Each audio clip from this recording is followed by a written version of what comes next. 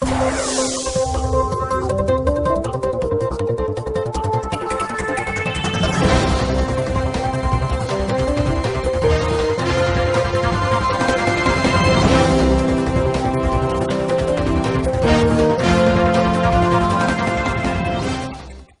tal amigos? Bienvenidos a una emisión más de Ciudad Capital. Ya es 21 de agosto y tenemos como siempre toda la información de lo más relevante en Ciudad Capital. Les saluda Luis Velázquez. ¿Cómo estás, Alberto? Hola Luis, hola amigos, pues muy movida la semana que transcurrió con el tema de la Constitución de la Ciudad de México. Ya hubo definiciones en la Suprema Corte de Justicia de la Nación con respecto al tema electoral. De eso hablaremos en este programa con los detalles de qué fue lo que aprobó la Corte, qué validó de la Constitución, qué no validó. Se pone muy interesante ahí el asunto porque pues finalmente ya hay reglas claras para celebrar los comicios en la Ciudad de México en el 2018. También tenemos una entrevista con uno de los aspirantes de Morena a la candidatura de jefe de gobierno, Mario Delgado. Pues ya hemos platicado con Martí Batres, ya platicamos con Ricardo Monreal, ahora lo hacemos con Mario Delgado, pues quien nos define su perspectiva, el proyecto que él impulsaría de ser el candidato de Morena, jefe de gobierno. También pues en la Asamblea Legislativa ya también hay definiciones sobre el procedimiento para la destitución de Rigoberto Salgado como el jefe delegacional en Tláhuac. Ya se instaló y ya empezó la primera sesión de trabajo de la Comisión Jurisdiccional que integran varios diputados en el órgano legislativo. El acuerdo es que, pues, de entrada llamarán a comparecer a diversas autoridades del gobierno de la ciudad para que les brinden información que pues ellos puedan utilizar en el procedimiento de destitución de Rigoberto Salgado. Y pues tenemos en la parte de sustentabilidad una entrevista con Jaime Slomiansky, él es el titular de la Agencia de Gestión Urbana, que nos dice cómo va esta norma 24, que pues ya les hemos comentado aquí, tiene que ver con la separación de los residuos sólidos, orgánicos e inorgánicos, para un mejor tratamiento de la basura, y nos adelanta ahí pues algunos temas que tienen que ver con las plantas de termovalorización y biodigestión que generarán energía eléctrica derivado de los desechos sólidos. Esos son los temas que tenemos para el programa de hoy. Pues empecemos con la Constitución. Ya están las cosas claras. Lo más importante es comentarle al auditorio que ya hay reglas claras, ahora sí, para el juego del 2018. Sí, en la parte de la Constitución, porque toda la Corte tiene que resolver las impugnaciones que hay a la legislación secundaria.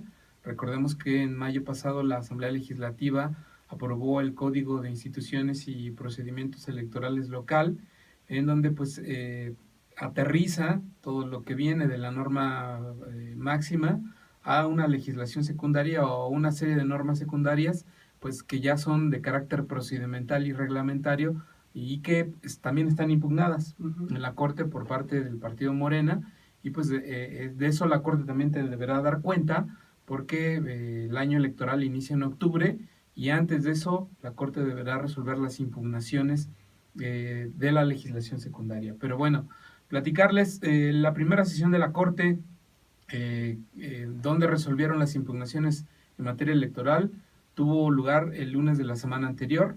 Ahí pues los ministros empiezan con el sobreseimiento de algunas impugnaciones que presentan por una parte el partido Morena y el partido Nueva Alianza. El partido Morena, por un lado, pedía que se celebrara un referéndum para validar la Constitución, aunque ya está promulgada. También pedía que el partido Nueva Alianza impugnar o declarar inválida la creación del Cabildo de la Ciudad de México por considerar que era una autoridad intermedia entre el gobierno de la ciudad y las alcaldías, una autoridad intermedia ilegal. Y por otra parte también el partido Morena había pedido que se invalidara la reelección de diputados por un solo periodo consecutivo.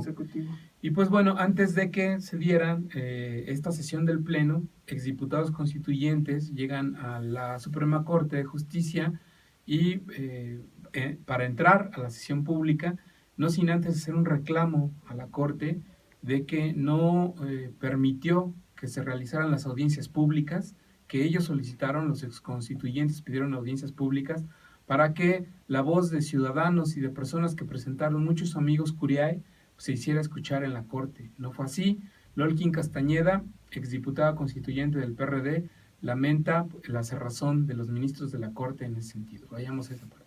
Lo que necesitamos es tener un debate abierto, un debate franco con toda la sociedad, con todas las instancias involucradas, y el hecho de que haya habido tantas amicus, tantas participaciones, tantas argumentaciones a favor de nuestra Constitución de la Ciudad de México y que éstas sean desestimadas por la instancia que debe de discutirlas, me parece que es un enorme desprecio a la sociedad civil, es un enorme retroceso en términos de parlamento abierto y de diálogo público, de transparencia y de rendición de cuentas, por supuesto.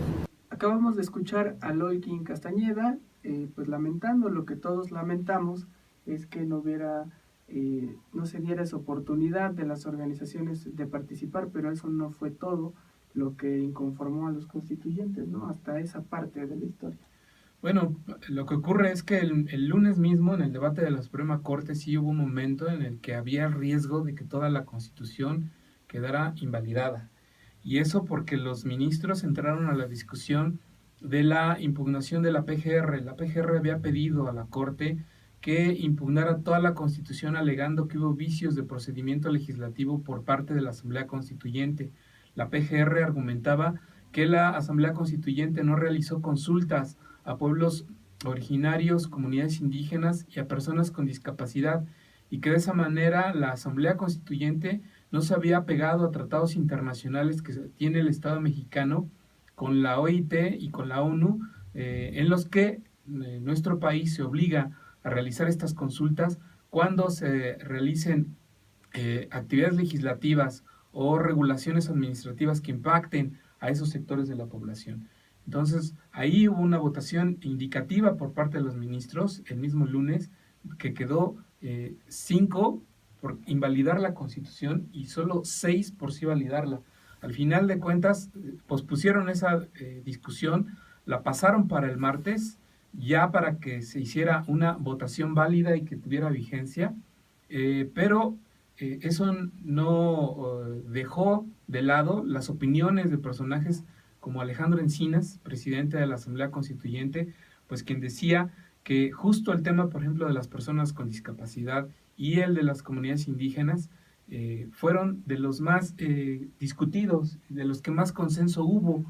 Rechazaba que pues no hubiera existido esta consulta a estos sectores de la población, y pues así es como Alejandro Encinas lamentaba que hubiera posiciones en la Corte tratando de invalidar con esos argumentos la Constitución de la Ciudad de México.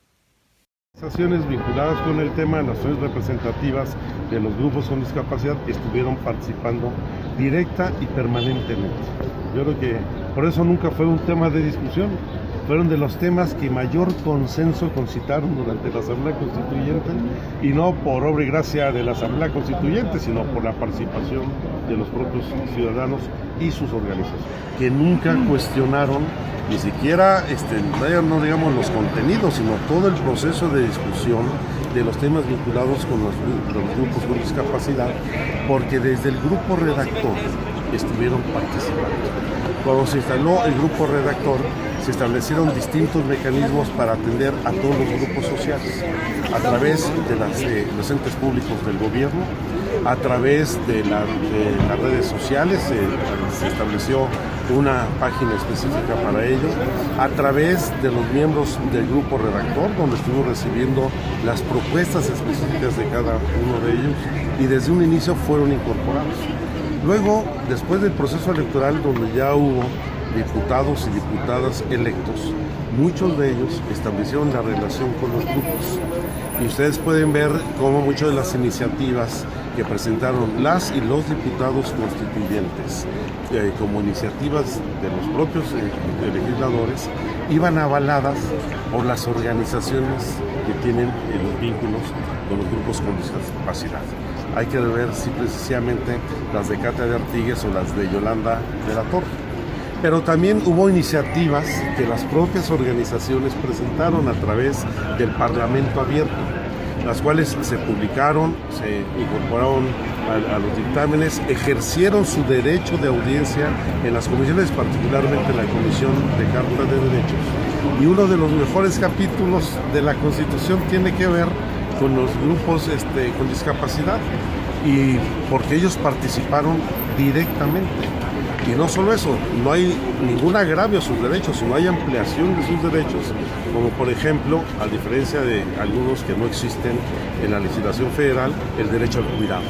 Pues ahí está Alejandro Encinas muy molesto, y esa fue la tensión que se vivió en esos primeros días de la semana pasada, cuando la Corte estaba ya entrándole al tema, ¿no? Sí, y tan álgido fue el asunto que Porfirio Muñoz Ledo, él fue integrante, presidente de la Conferencia de Organización de la Asamblea Constituyente, pues dice que era absurdo el argumento de los 5 ministros de la Corte que querían invalidar toda la Constitución, asegurando que no hubo consultas. Dice: en la comisión redactora nosotros recibimos a más de 400 grupos de toda la sociedad, incluidos obviamente pues gente con discapacidad. Hubo también a 120 grupos que la Asamblea Constituyente recibió en audiencias públicas.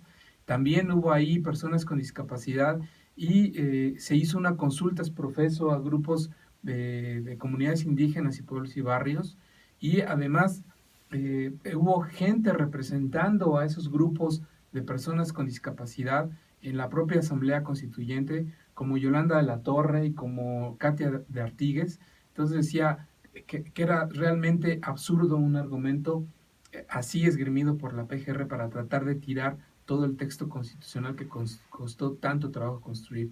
Y de esta manera habla Porfirio Muñoz Ledo. El pretexto con el que querían unificar la Constitución es absolutamente ridículo.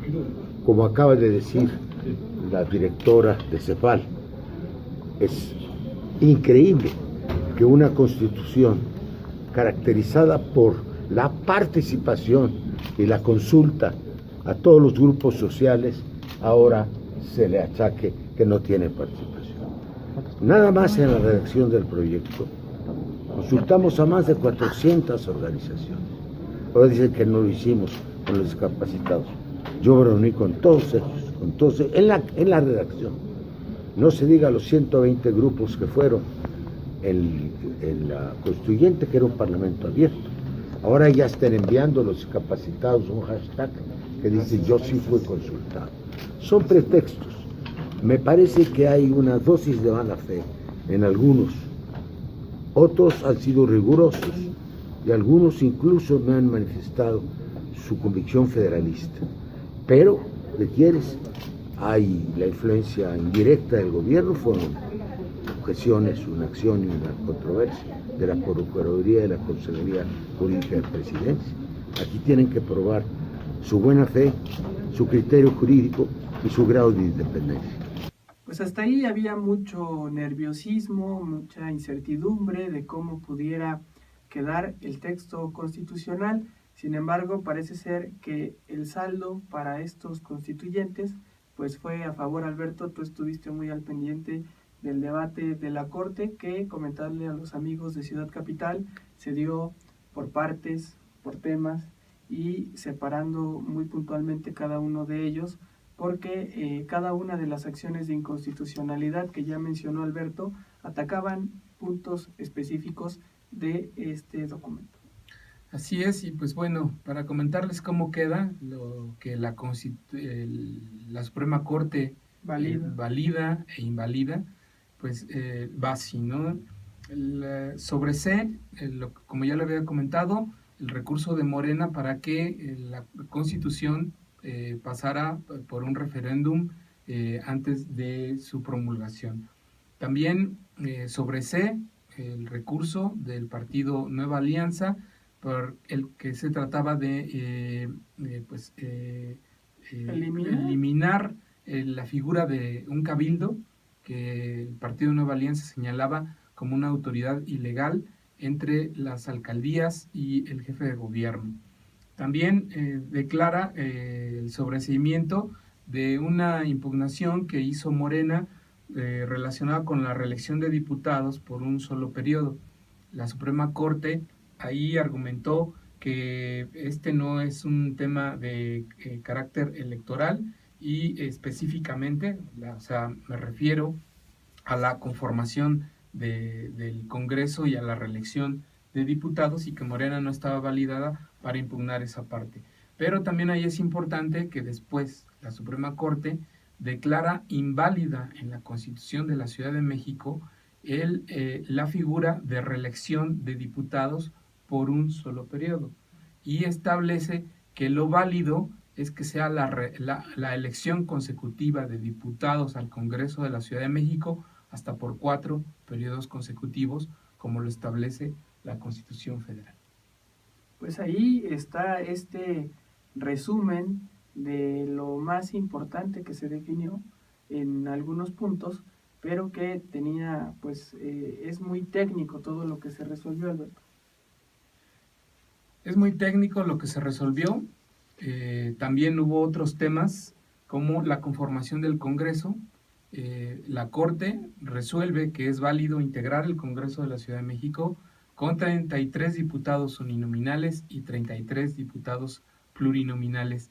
Ahí el partido Morena había acusado que esta figura de 50% uninominales y 50% plurinominales pues genera una sobrerepresentación de los partidos pequeños, que pues al final, si no son favorecidos con el voto ciudadano, sí van a tener presencia por la vía plurinominal en el Congreso de la Ciudad de México. Algo muy importante pues también es que la Suprema Corte resolvió que es válido tener como tope máximo de un partido político hasta 40 legisladores. Recordemos que ahí, y esta parte chocará con el Código Electoral Capitalino aprobado por la LDF, que establecía solo el tope máximo de 33 diputados. Entonces, un partido político, imaginémonos que es Morena, lograra tener 33 diputados uninominales, que ganara todos los distritos, carro completo en la Ciudad de México de diputados, va a poder tener acceso a otros 7 por la vía plurinominal para contar hasta con 40 legisladores. Eso sería, por ejemplo, un supuesto. Es ahí donde hubo un debate interesante en la Suprema Corte, en el argumento, pues de que esta figura de 33 y 33 diputados uninominales y plurinominales y el límite máximo de hasta 40 diputados, pues se da en un sentido favorable a la Constitución de la Ciudad de México. Que hay que decirlo ahí también, que había, que ese es un matiz, porque ese tema lo definió la Asamblea Legislativa, no el Constituyente, ¿no? En realidad a quien le están dando ahí la razón es a la Asamblea Constituyente, y se contrapone con lo que la Asamblea Legislativa quería hacer, que era eliminar las mayorías simples a partir de ahí. Pues no resultó esa intención de eliminar las mayorías simples así de facto.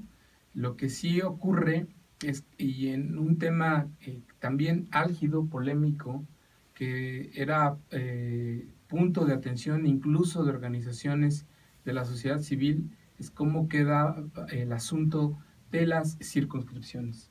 La Constitución de la Ciudad de México quedó establecido en el artículo 29 que las futuras alcaldías se subdividirán en circunscripciones, hasta 6 circunscripciones. Y de cada una de estas circunscripciones saldrá un candidato a concejal que representará a esos territorios.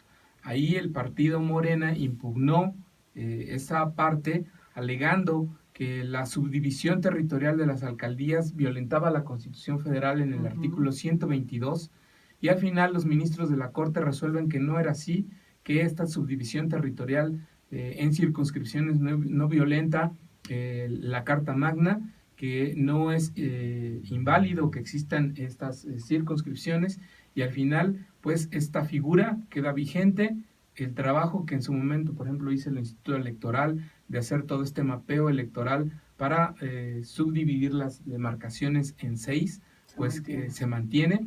Entonces, lo que queda para el 2018 es que tendremos, pues sí, como se venía considerando desde la Constitución, la existencia de una planilla conformada por el candidato a alcalde y 6 concejales que representarán a cada una de esas 6 circunscripciones.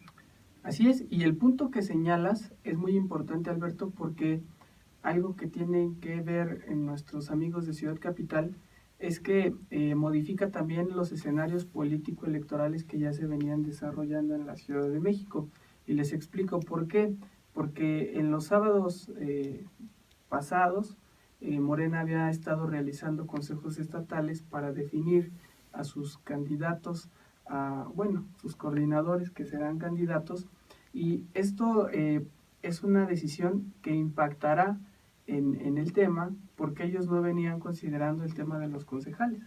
Ellos venían pues considerando nada más como si viniera una planilla por circunscripción, y ahora pues se abre una nueva representación que tendrán que definir a partir de que este sábado de la semana pasada ya llegaron a los acuerdos para las ternas de sus diputaciones locales y federales. Pues quienes no queden integrados todavía podrán jugar en este acomodo de espacios que se abrirá para respetar esas 6 circunscripciones que tendrán que ser, o que más bien representan ya una nueva representación en la Ciudad de México.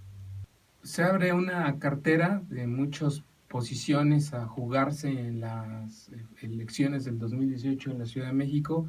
Veremos si los partidos políticos, como mencionas, Morena, tienen cuadros suficientes para llenar todas. Sí, porque hay unas listotas ahí.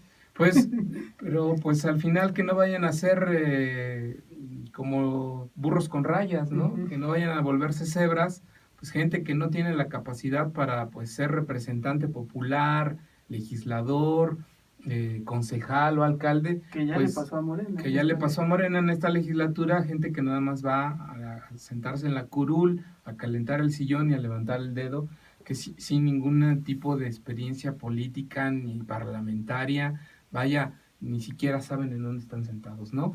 Otro tema importante que la Corte resuelve y que ahí sí invalida es las causales de nulidad que la Asamblea Constituyente integró en la Constitución de la Ciudad de México. Aquí los ministros de la Corte resolvieron que estas causales de nulidad sí contravenían a la Constitución Federal, que de hecho en el artículo 41 de la Carta Magna Federal ya vienen integradas estas causales de nulidad, y por ende elimina un párrafo completo del artículo 27 de la Constitución capitalina. En ese párrafo 27 del artículo 27 que les comento, venía un tema curioso, que era el de la violencia política de género como causal de nulidad, el cual ya no va a existir en la Constitución de la Ciudad de México, porque desde el punto de vista de los ministros de la Corte, este asunto ya está salvado desde la Constitución Federal. Y aquí un asunto importante: veremos cómo la Corte resuelve en los siguientes meses o semanas una impugnación que había hecho Morena a la legislación secundaria, particularmente al Código Electoral. Recordemos que ahí la ALDF modificó el decreto del Código Electoral a través de una nota aclaratoria que publicó en la Gaceta Oficial del DF sin aval del Pleno. Y en esa nota aclaratoria eliminaba el concepto de género, la palabra género, como causal de nulidad de una elección. Aquí será muy interesante ver cómo la Corte resuelve esa impugnación a esa legislación secundaria, derivado de lo que ya en la semana anterior resolvió al nulificar este párrafo del artículo 27 constitucional. Muy interesante todo lo que aún está por venir, que tendrá que pues irse matizando con las nuevas discusiones por las otras acciones de inconstitucionalidad que están presentadas por la materia electoral que se legisló en la Ciudad de México. Y bueno, aquí no sobró la opinión de personalidades como el consejero jurídico, que pues ya una vez que la Corte resuelve todo esto, sale a dar una conferencia de prensa minutos después de que se clausura la sesión de la Corte, pues a dar una opinión y festejar la forma en la que la Corte resuelve, señalando, por un lado, que de lo que la Corte resolvió hizo un conteo, Manuel Granados, diciendo hubo 18 temas que la Corte analizó relacionados con impugnaciones en materia electoral, de esas invalidó 2, ya comentamos cuáles, el tema de la nulidad de elecciones y el tema de la reelección de diputados por un solo periodo, y sobreseyó otras 5 que también ya hemos comentado. Pero así es como festeja, como lo celebra en sus propias palabras Manuel Granados, consejero jurídico capitalino. Decirles que para el gobierno de la Ciudad de México el análisis de esta primera etapa que ha realizado la Suprema Corte de Justicia de la Nación en relación a la Constitución de la Ciudad de México es un gran triunfo, es un logro que se ha generado a partir de estar en un esquema muy claro de atención desde la conformación del proyecto de Constitución, después el proceso legislativo por la Asamblea Constituyente y ahora en la parte de la defensa legal ante la propia Corte de Justicia de la Nación. Así celebró Manuel Granados este fallo de la Corte, que por supuesto sí mantuvo en mayoría los razonamientos de la Asamblea Constituyente, lo cual él ha estado defendiendo, no así para la Asamblea Legislativa, que tendrá algunos detalles que corregir a partir de este fallo de lo que ellos ya vienen reglamentando en materia secundaria. Pero así queda el retrato, viene todavía un debate más intenso e interesante sobre la Constitución, pero ya aquí los ministros dejan ver posiciones muy claras a favor de articulados de esta Constitución de la Ciudad de México. Vámonos a la entrevista.